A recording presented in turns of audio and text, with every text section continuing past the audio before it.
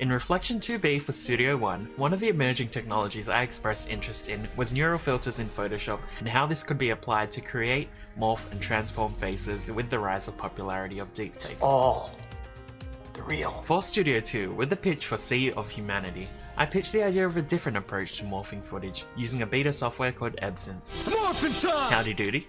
My name is Minh, and I'm here to tell you about EbSynth, a tool from a startup company called Secret Weapons that allows artists to bring paintings to life. Jacob Javora, lead artist at Secret Weapons, describes EbSynth as a secret weapon for artists that will help them focus on creation and eliminate routine work. In 2019, when EbSynth was launched as an alpha product, the intention of the tool was to automate rotoscoping by essentially taking changes made to one frame or a set of keyframes and propagating it along a video.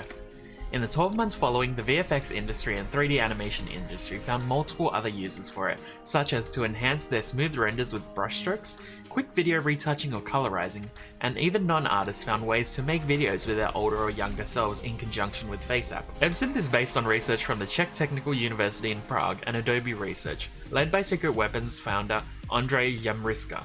The software came from the paper Stylizing Video by Example, and shows that instead of relying on machine learning, it uses non-parametric synthesis algorithms, Jamriska 2020.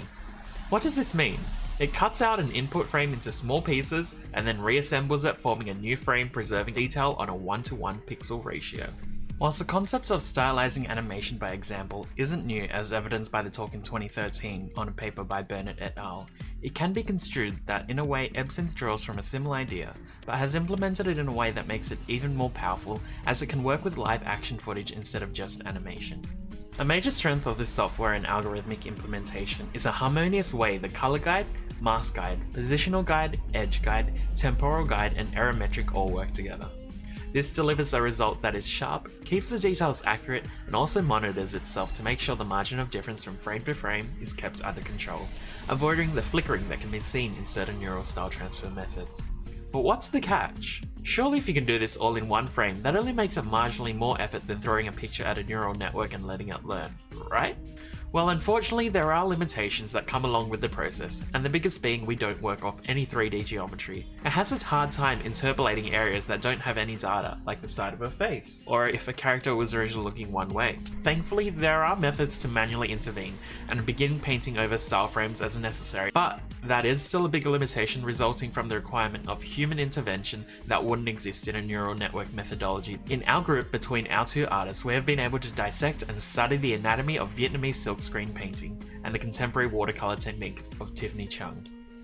In terms of quality, we have been able to produce demos using EbSynth on live action footage and the beginnings of Unreal Engine exports to prove that we can produce work that is both visually appealing and reminiscent of the Vietnamese silkscreen style. In the beta version of EbSynth, they were able to speed up render times by 10 times, and so the time cost for us is purely limited by the resource pool of artists we have at our disposal.